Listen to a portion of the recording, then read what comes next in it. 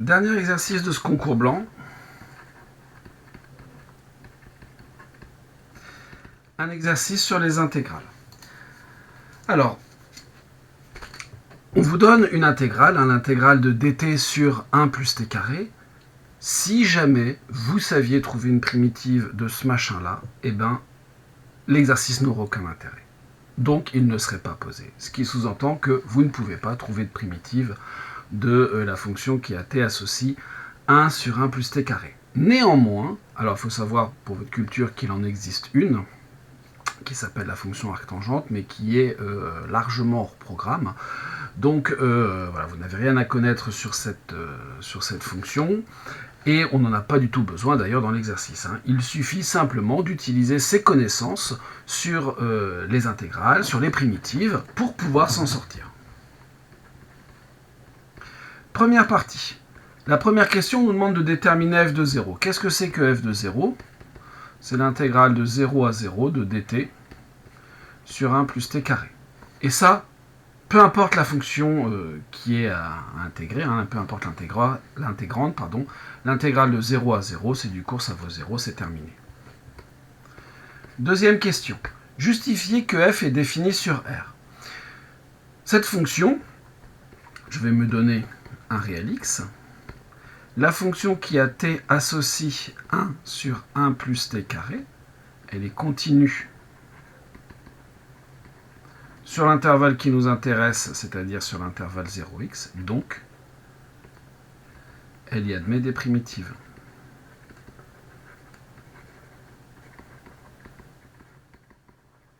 Donc notre fonction f va être définie en x. Et ce, peu importe, alors j'ai mis, peu importe le réel x. D'où f est défini sur R. Très bien. Maintenant, il faut montrer que f est également dérivable sur R. Bon, pas de problème. Je note, on peut dire la chose très simple, grand F est l'unique, ça aussi on l'a vu dans le cours, primitive de la fonction qui a t associe 1 sur 1 plus t carré, qui s'annule en 0. C'est une propriété du cours. Donc f est une primitive. En tant que primitive,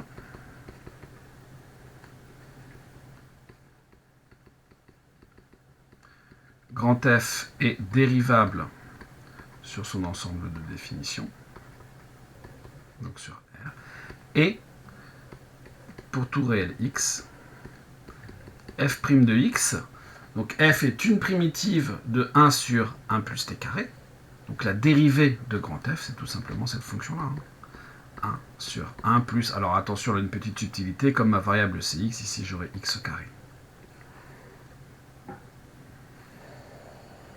C'est du cours. Troisième question. À l'aide d'un changement de variable, montrez que f est impair.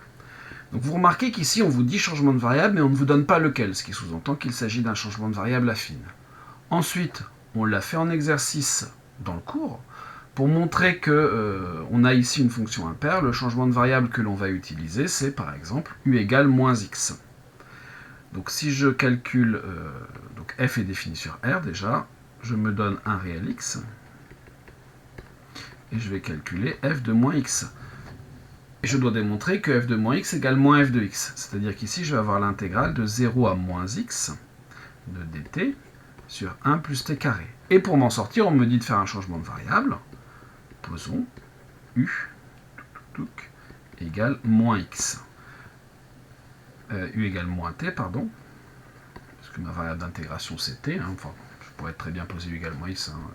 Fondamentalement, ça ne change pas les choses. Mais ici, ça sera mieux de poser u égale moins t. La fonction qui a t associée moins t, bien sûr, est de classe C1 sur R, sur 0x, ça nous suffirait. Et, eh bien, on va voir que du égale moins dt. Bon. Donc, je vais avoir ici l'intégrale, ou si vous préférez, dt égale moins du. L'intégrale de moins 0 à moins x, donc à x, de moins du sur 1 plus t carré et u carré, c'est la même chose en fait.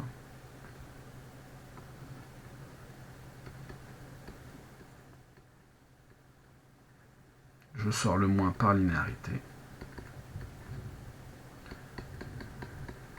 Et je reconnais moins f de x, donc f est impair.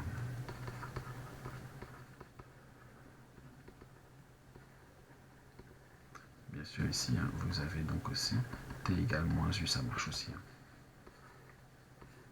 Et donc t carré, c'est moins u au carré. Alors, on pourrait noter ça comme ça, en fait, pour être précis, mais ça revient à mettre u au carré. On a montré que f était impair. Quatrième question, on nous donne la limite de f en plus l'infini. Dressez le tableau de variation. On a la dérivée de f, qui est 1 sur 1 plus t carré.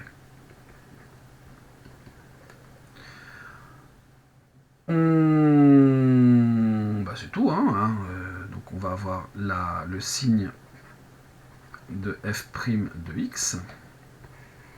1 sur 1 plus t carré, c'est positif. Les variations de f. Dérivée positive, fonction croissante. On me dit ici que la limite, c'est pi sur 2. Et que la limite en moins l'infini, ça va être quoi? Comme f est impair, à cause de l'imparité et donc de la symétrie par rapport à l'origine, ici, je vais avoir moins pi sur 2 par imparité. C'est terminé pour la partie 1. Partie 2. Cette fois, on va fabriquer une suite. Première question, montrer que l'intégrale I0 converge et donner sa valeur. Qu'est-ce que c'est que I0? C'est l'intégrale de 0 à plus l'infini de dt sur, attention, il n'y a que n qu'on remplace par 0, 1 plus t carré à la puissance 1, donc 1 plus t carré. C'est-à-dire qu'il s'agit de la limite quand x tend vers plus l'infini de la fonction f que l'on a étudiée précédemment, et on nous a dit que la limite c'était pi sur 2. Donc I0 vaut pi sur 2. Il n'y avait pas de travail à faire. Deuxième question. On se donne un entier n et un réel t de 1 plus l'infini. Bon.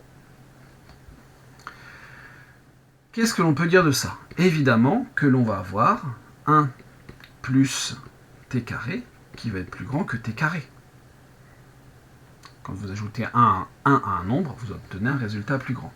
Maintenant, je vais élever tout ce petit monde-là à la puissance n plus 1, et la puissance n plus 1, bien sûr, est une fonction croissante. Donc on va avoir 1 plus t carré, le tout à la puissance n plus 1, qui sera plus grand que t carré à la puissance n plus 1, par croissance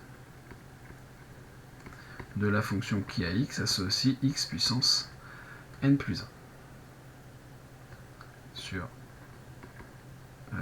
On est ici sur 1 plus l'infini. Attention, la fonction qui à x associe x puissance n plus 1 n'est pas toujours croissante. Ça dépend de la parité de n, mais toujours est-il que ce sont des fonctions qui sont croissantes sur R+. Et ensuite, j'applique ma fonction inverse. Par inverse, vous allez avoir donc l'inverse qui est une fonction décroissante, 1 sur t carré à la puissance n plus 1 qui va devenir plus grand que 1 sur 1 plus t carré à la puissance n plus 1. J'aurais pas dû écrire ça dans ce sens-là puisque c'est pas la même chose que dans l'énoncé, donc je vais le réécrire dans le bon sens. On aura 1 plus t carré à la puissance n plus 1 qui sera plus petit que 1 sur t carré à la puissance n plus 1, c'est-à-dire t puissance 2n plus 2. C'est ça qu'on voulait. Que peut-on en déduire? Eh bien, on sait que l'intégrale de 1 à plus l'infini de dt sur t à la puissance 2n plus 2 converge, puisque c'est une intégrale de Riemann.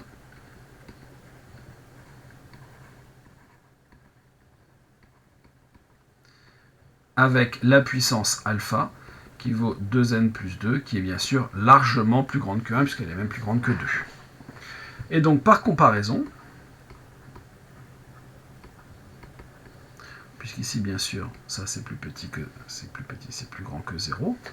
Par comparaison, vous allez avoir l'intégrale de 1 à plus l'infini de dt sur 1 plus t carré, le tout à la puissance n plus 1, qui converge. Je ne sais pas vers combien, mais en tout cas, cette intégrale-là, elle converge, c'est sûr. Montrez que l'intégrale in converge. Cette intégrale-là converge, et donc in sera égale à l'intégrale de 0 à 1 de dt plus sur 1 plus t carré à la puissance n plus 1, plus l'intégrale de 1 à plus l'infini de dt sur 1 plus t carré à la puissance n plus 1, c'est la relation de Chasles, que j'ai le droit d'appliquer puisque j'ai démontré que cette intégrale-là convergeait. Ici, c'est une intégrale qui n'est pas impropre, donc je ne me préoccupe pas de son éventuelle convergence ou non. Celle-là, elle va me donner une valeur finie, il n'y a pas de souci là-dessus. Donc, in converge, puisque celle-là converge. Et celle-là, elle est non impropre.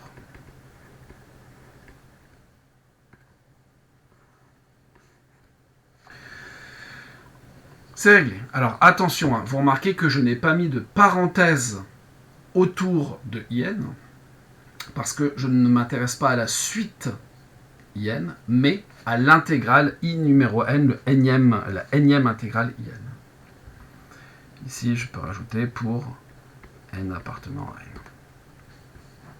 Quatrième question. Une relation entre in et in plus 1. On me demande de calculer in moins in plus 1. Ça va être quoi? Ça va être in l'intégrale de 0 à plus l'infini de dt sur 1 plus t carré à la puissance n plus 1, moins l'intégrale de 0 à plus l'infini de dt sur 1 plus t carré à la puissance n plus 2. J'ai une différence de deux intégrales. Par linéarité, je vais en faire qu'une seule. Donc je vais avoir 1 sur 1 plus t carré à la puissance n plus 1, moins 1 sur 1 plus t carré à la puissance n plus 2. Bien sûr, là-dedans, je vais pouvoir mettre en facteur le 1 sur 1 plus t carré à la puissance n plus 1, qui va être facteur de 1 moins 1 sur 1 plus t carré.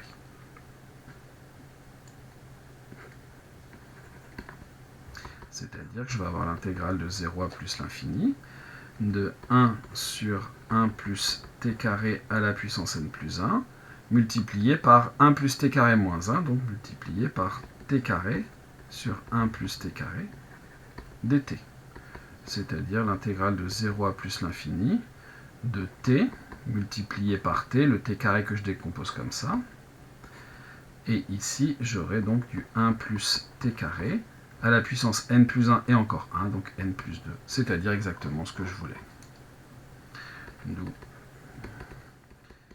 in moins in plus 1 est égal à l'intégrale de 0 à plus l'infini de t multiplié par t dt sur 1 plus t carré à la puissance n plus 2.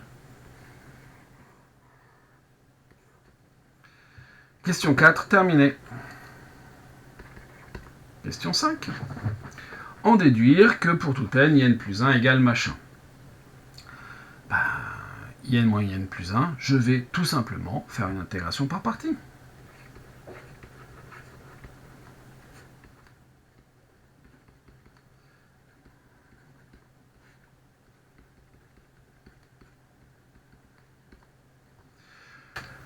Comment faire ce travail?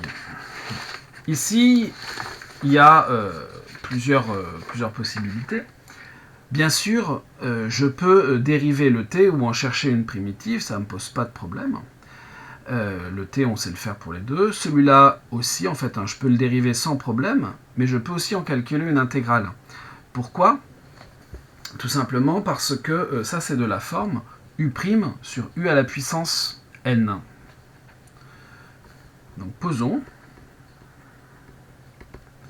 Je vais poser donc quoi? Je vais poser u de t est égal à t. Je vais poser v de t égale t, comme ça on reprend bien les mêmes notations dans le cours, donc v' de t égale 1. Je vais poser u' de t, qui sera égal à t divisé par 1 plus t carré à la puissance n plus 2. Et là, je vais devoir chercher une primitive de cette chose-là. Et donc, je vais avoir u de t qui va être égal à quoi? Donc, pour que ça colle, il va me falloir, ici, je devrais avoir 2t. Donc, je vais multiplier par 2 et 2. Donc, je vais avoir du 1 demi. Je vais avoir du 1 sur n plus 2. Et je vais avoir du 1 sur 1 plus t carré à la puissance n plus 1. Si je ne dis pas de bêtises. Cette chose-là, hein, je peux le réécrire comme ça. Ça, c'est égal à 2t multiplié par... je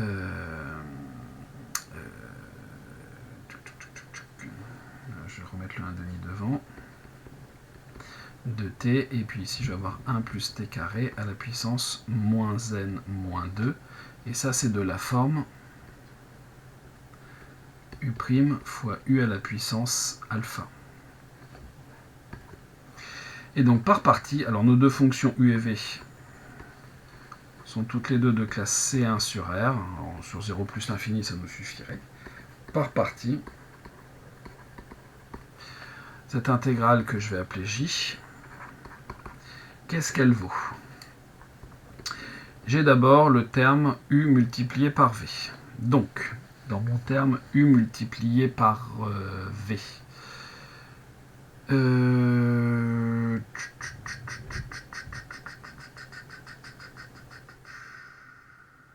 vais donc avoir 1 demi multiplié par 1 sur n plus 2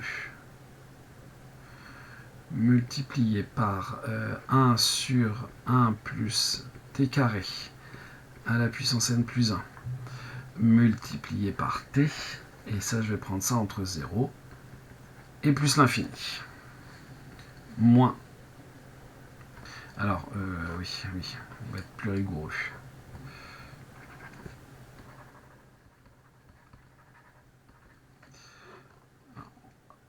On va être ici en x, moins l'intégrale donc de 0 à x de mon produit ici, donc je vais avoir 1 fois 1 demi, donc 1 demi, multiplié par 1 sur n plus 2, multiplié par 1 sur 1 plus t carré à la puissance n plus 1, dt. Ok. Donc, tout ce morceau-là, ça va être égal. En 0, ça va être facile. Mais sinon, vous allez avoir donc du x au numérateur sur 2 facteurs de n plus 2 facteurs de 1 plus t carré à la... Ça va être x à la puissance n plus 1. Moins. Maintenant, il nous faut une primitive de tout ce bloc-là.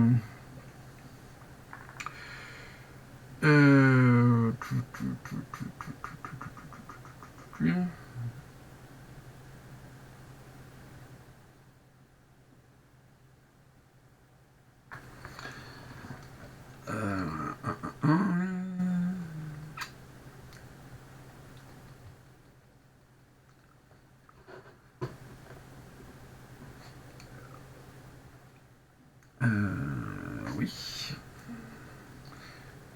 Donc là, on est coincé.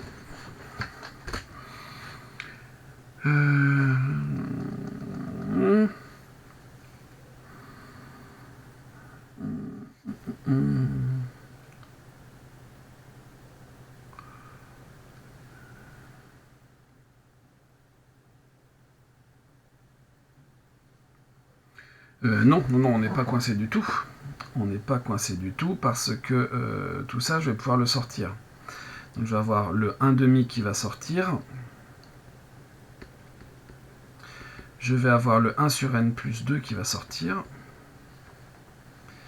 Et je vais avoir l'intégrale de 0 à x de dt divisé par 1 plus t carré à la puissance n plus 1.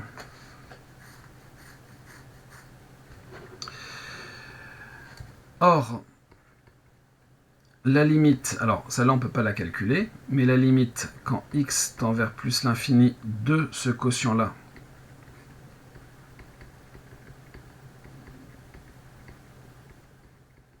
c'est des polynômes, hein, donc ça c'est la limite de x divisé par x puissance 2 à la puissance n plus 1, c'est-à-dire 2n plus 2, c'est-à-dire la limite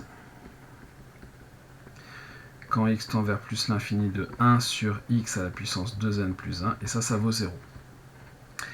Et la limite quand x tend vers plus l'infini de l'intégrale de 0 à x de dt sur 1 plus t carré à la puissance n plus 1, ça c'est l'intégrale de 0 à plus l'infini de dt sur 1 plus t carré à la puissance n plus 1, et ça vaut in. Et donc finalement, on en déduit la chose suivante.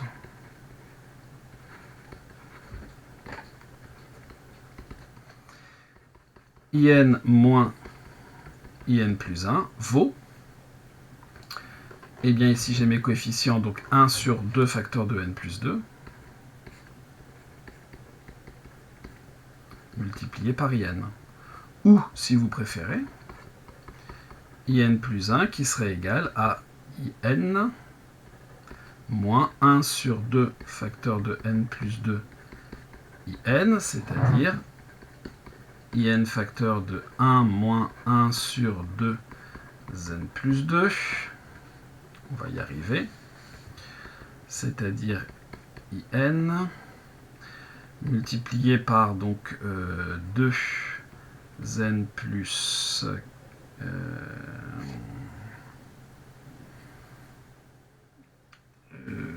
non, ici c'est un truc qui m'embête. Le n plus 2 il va pas. C'est n plus 1, c'est n plus 1, c'est n plus 1. Puisqu'ici j'ai de la puissance n plus 1. Donc ici c'est n plus 1 partout. Ça change rien en fait hein, dans les calculs ici.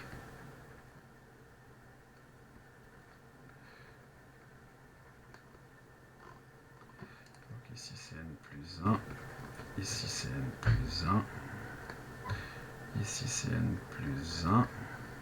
Donc je vais avoir 2n plus 2 moins 1 sur 2 facteurs de n plus 2, c'est-à-dire 2n plus 1 sur 2 facteurs de n plus 2 multiplié par in.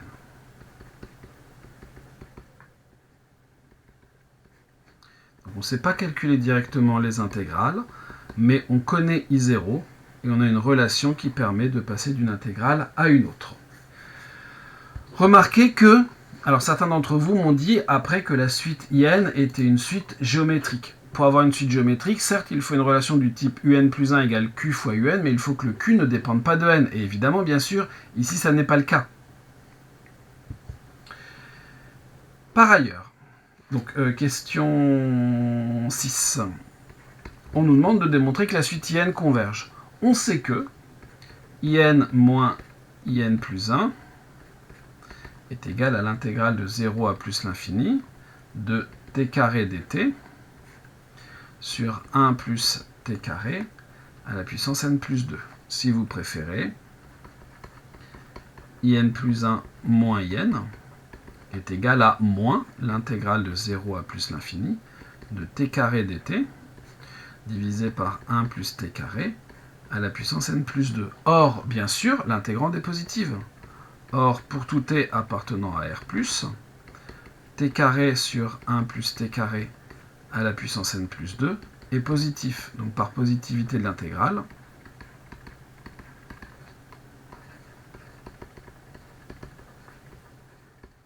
vous allez avoir l'intégrale de 0 à plus l'infini de t carré dt sur 1 plus t carré à la puissance n plus 2, qui est positif.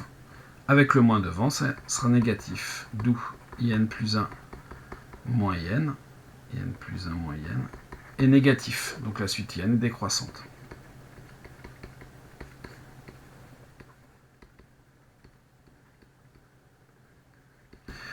par positivité de l'intégrale toujours. In qui est l'intégrale de 0 à plus l'infini de dt sur 1 plus t carré à la puissance n plus 1 est positif. La suite in est décroissante est majorée par 1 et est majorée. On s'en fiche. En plus, on ne sait pas du tout si elle est majorée par 1 et minorée par 0. Donc elle converge.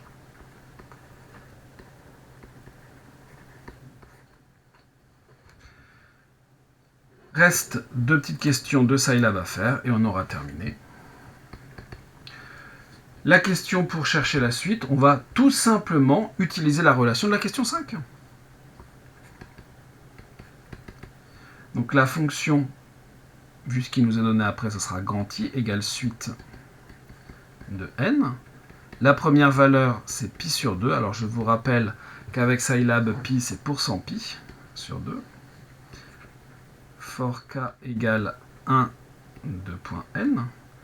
I sera égal à 2 fois k plus 1 divisé par 2 fois k plus 2 multiplié par i. Bon, je rajoute des parenthèses pour que la multiplication se fasse bien. End function. Voilà ce qui va me permettre de calculer les différents termes de la suite. On me demande de modifier la fonction afin qu'elle ne renvoie plus in mais la liste des premières valeurs. Mais ce que je vais faire, c'est quasiment la même fonction. Donc je vais noter ça L comme liste. Peu importe. Donc je vais avoir L égale une liste qui ne contient qu'un élément. Ensuite, je vais me lancer dans ma boucle. Et j'aurai que L sera égal à L virgule. Et la même chose que j'ai écrit au-dessus. Donc 2 fois K plus 1 sur 2 fois K plus 2. Fois. Alors ici, il faut que je fasse référence au précédent élément. Donc multiplié par L de K. End.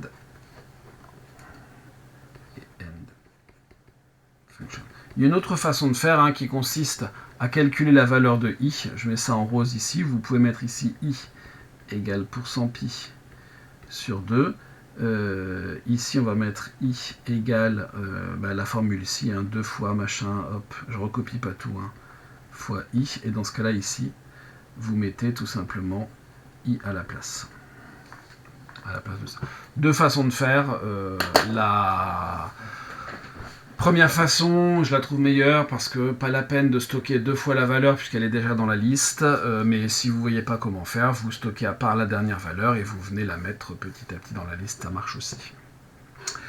Et on a terminé. Voilà.